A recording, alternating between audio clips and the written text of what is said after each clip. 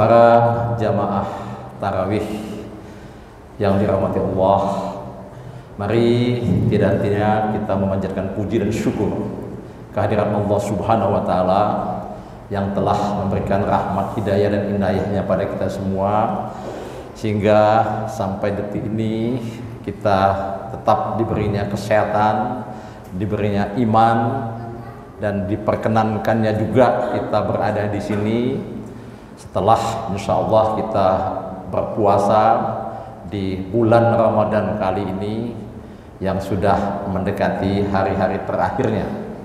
Mudah-mudahan kita bisa mengakhiri bulan Ramadan ini dengan sebaik-baiknya, dengan penuh melaksanakan berbagai ibadah mahdhah dan ghair mahdhah, dan juga melaksanakan amalan-amalan lainnya, dan mudah-mudahan juga kita dipertemukan pada bulan-bulan Ramadan tahun berikutnya. Amin ya rabbal alamin.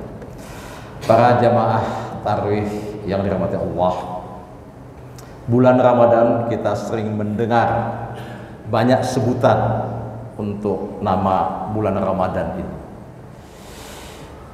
Disebut syahrul ibadah, bulan ibadah, syahrul maghfirah. Juga yang sering disebut adalah syahrul tarbiyah, yang pada saat ini akan saya sedikit ungkap tentang makna dan juga merenungi tentang syahrul tarbiyah atau bulan pendidikan, bulan pengetahuan, bulan edukasi yang melekat dengan bulan Ramadan. Mengapa terminologi syahrul tarbiyah melekat pada bulan Ramadan? Paling tidak ada dua hal. Sebagai bulan pendidikan, yang pertama adalah apa? Kita memang secara real pada bulan puasa ini dididik untuk banyak hal. Dididik untuk berdisiplin dengan waktu. Kapan kita mengakhiri sahur, kapan kita mengawali berbuka. Dan Islam itu sangat ketat dengan disiplin. Juga kita dididik untuk melaksanakan ibadah sosial, kesetiakawanan sosial kita. Kita dididik untuk bagaimana kita merasakan kaum du'afa, kaum fakir yang sepanjang hari, bukan hanya di bulan Ramadan, merasakan haus dan dahaga. Juga pada bulan Ramadan kita dididik untuk berinfak, bersedekah, membayar zakat kita, yang insya Allah dijanjikan oleh Allah, apa yang kita lakukan pada bulan Ramadan ini dilipat gandakan pahalanya. Itu satu hal sebagai bulan pendidikan. Pendidikan dalam arti yang baik. Yang kedua, secara simbolik dan faktual juga saya kira, bulan Ramadan ini seperti doa di awal yang saya bacakan tadi, bulan diturunkannya Al-Quran. Syahrul Ramadan allazi unzila fil Quran hudan linnas. Pada bulan Ramadan diturunkan Al-Quran. Untuk apa? Pengetahuan. Menjadi petunjuk bagi manusia. Hudan linnas. Untuk membedakan mana yang betul, mana yang salah, mana yang hak, mana yang batil, mana yang boleh kita lakukan, mana yang tidak boleh kita lakukan. Itu adalah ilmu pengetahuan. Itu adalah knowledge. Dan ya, kitab surat pertama juga yang diturunkan, Al-Alaq misalnya, dimulai dengan kata Iqra, bacalah, bacalah. Itu tersirat dan tersurat sangat jelas mendorong umat Islam untuk menuntut ilmu pengetahuan, untuk selalu belajar. Pertanyaannya sekarang adalah, layak kita merenungi di bulan suci Ramadan ini, di mana posisi umat Islam dalam kancah mungkin lokal, regional, nasional, bahkan global. dalam dunia pengetahuan, dalam knowledge based. Bagaimana? Kalau kita bicara pada masalah, maka Islam pernah mengalami masa-masa keemasannya, sehingga ada sebutan Golden Age atau Golden Era for Muslim, masa-masa keemasan pada abad pertengahan, sehingga kita mengenal dan sejarah mengenal, bukan orang Islam mengenal, tapi sejarah dunia, sejarah peradaban manusia itu mengenal tokoh-tokoh misalnya yang sangat dikenal, Al-Kindi, Al-Farazi, kemudian juga Ibnu Khaldun dan sebagainya. Dari mereka lah muncul ilmu pengetahuan yang terkait dengan dunia kedokteran, matematika, aljabar, astronomi, dan itu menjadi masa keemasan, golden age bagi Muslim. Dan mohon maaf, umat lain mengatakan itu adalah dark age, masa kegelapan mereka. Kita masa keemasan pada kira-kira abad ke-8 sampai abad ke-13. Tokoh-tokoh Islam sampai detik ini, kalau saudara nanti di rumah buka internet, baca buku atau baca tulisan dari buku Contribution of saya baru baca 2 hari yang lalu, Muslim in Global Civilization. Apa sih kontribusi umat Islam di dalam pengembangan peradaban dunia? Luar biasa. Ilmu-ilmu yang berkembang sekarang ini berpijak, yang lahir pada abad-abad awal, 1-2 abad setelah Islam turun ke bumi ini. Jadi pada awal-awal kelahiran Islam, perkembangan ilmu pengetahuan di kalangan umat manusia yang memeluk agama Islam itu sangat-sangat luar biasa, dan menjadi pijakan juga pada era Renaissance, era-era berikutnya setelah abad pertengahan. Mengapa itu terjadi? Ya karena umat-umat pada waktu itu meyakini betul, istiqomah pada apa yang diturunkan pada bulan Ramadan tadi. Kitabullah Hudalil Muttaqin, kitab Allah yang untuk mendidik kita menjadi takwa. Hudalinas, menjadi petunjuk bagi manusia dalam arti yang sangat luas, bukan sekedar untuk ibadah makhluk, sholat, zakat, sedekah, tapi juga untuk nilai-nilai kehidupan yang universal. Itu pada awal-awal perkembangan Islam sampai di masa abad pertengahan. Nah, tapi setelah itu saudara sekalian, kita lihat sekarang ini, misalnya kita kembali sekarang. Nah, ini saya menyampaikan ini di bulan Ramadan karena bulan Ramadan adalah bulan tarbiyah tadi itu, syahrul tarbiyah tadi itu. Apakah ada yang salah dalam pendidikan kita?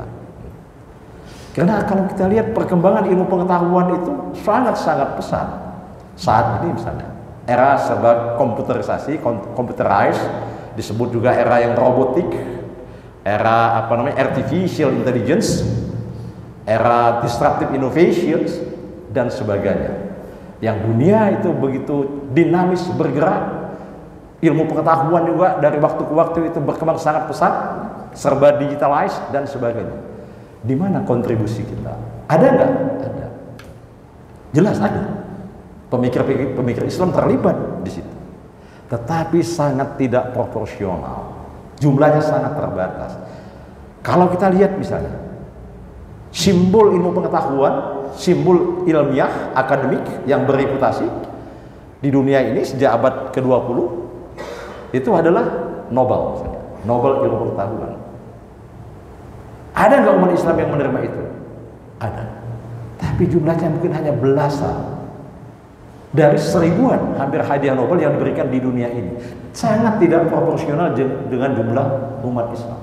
Umat Islam di dunia ini, Bapak Ibu sekalian, saudara jamaah tarawih yang dirahmati Allah, itu ada 23,5% kira-kira dari total penduduk dunia. Jadi penduduk dunia itu ada sekitar 7 miliar, 1,6 miliar, 6 miliar itu beragama Islam. Tapi apakah kontribusi kita juga sampai 23% dalam dunia ilmu pengetahuan? Tidak. Dalam hal GDP juga tidak, dalam hal ekonomi, general gross domestic product. Kita 23,5%, tapi GDP-nya, kekuatan ekonomi kita itu di bawah 10%. Ini berkorelasi dengan pengetahuan yang kita kuasai. Mengapa? Bisa jadi apa yang ada di dalam Al-Quran itu kita pahami, kita pelajari, kita tahu, tapi belum kita laksanakan secara sempurna. Maka sering kita membaca umat-umat lain justru yang mengamalkan, yang mendalami apa yang ada di dalam Al-Quran itu, yang terimplementasi berbagai temuan-temuan yang mengubah dunia ini, yang memajukan peradaban dunia ini. Nah, ini bukan hal yang baru.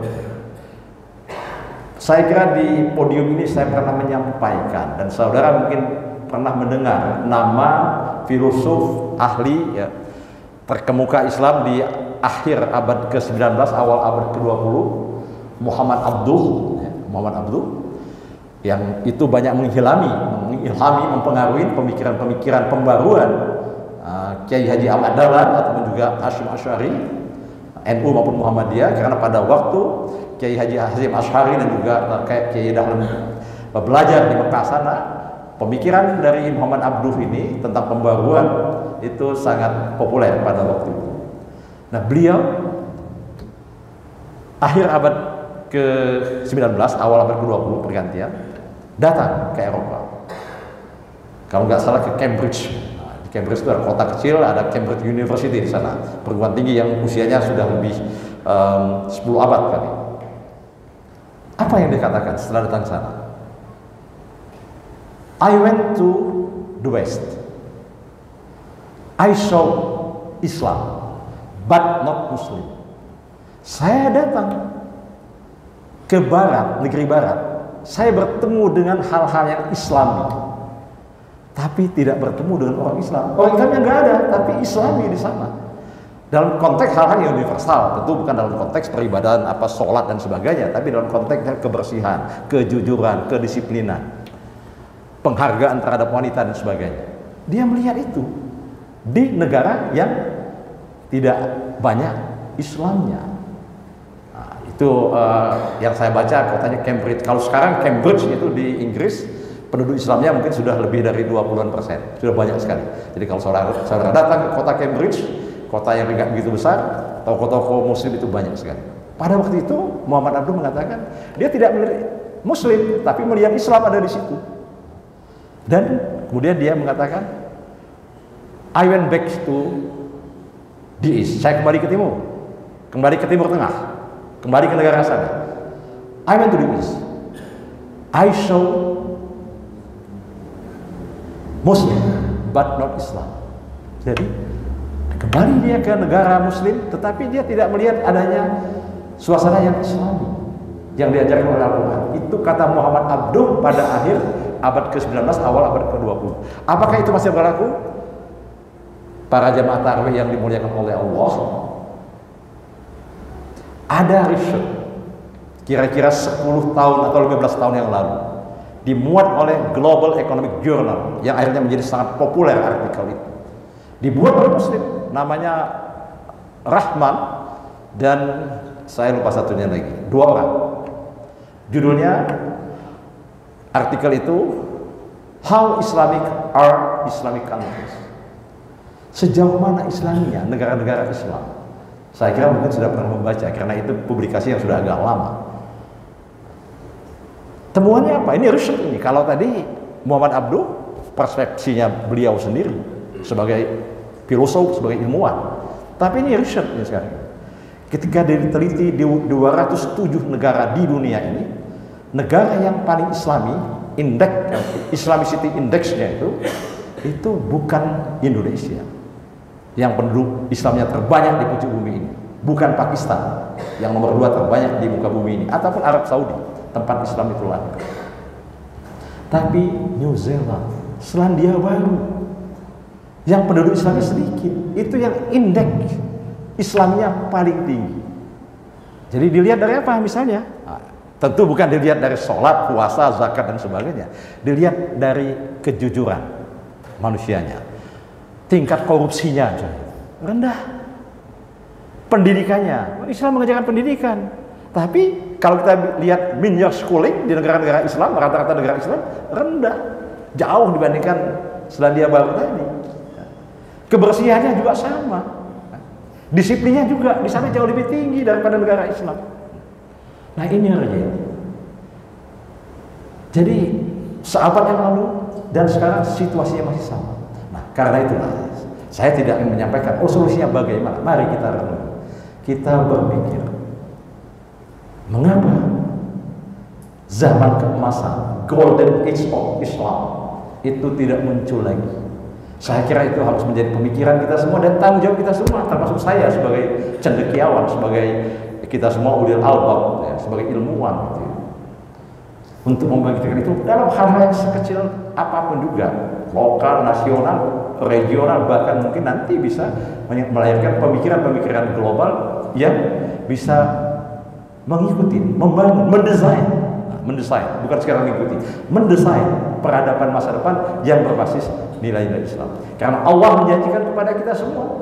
Saudara baca banyak sekali hadis surat Al-Quran yang menekankan tentang bagaimana kalau kita menuntut ilmu itu akan melapangkan jalan bagi kita ke surga.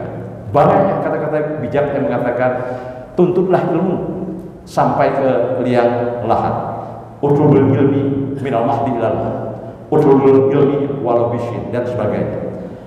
Dan juga saudara sekalian, Allah menjanjikan akan mengangkat derajat-derajat orang-orang yang beriman dan berilmu dibandingkan derajat yang lain. Ya ayyuhallazina amanu minkum wallazina utul ilma darajat. Mudah-mudahan apa yang saya sampaikan secara singkat ini untuk menjadi perenungan kita pada bulan pendidikan ini, pada syahrul tarbiyah ini. Mudah-mudahan ini bermanfaat. Nasrul minallah wa fatun qarib wa basyiril mu'minin. Wassalamualaikum warahmatullahi wabarakatuh.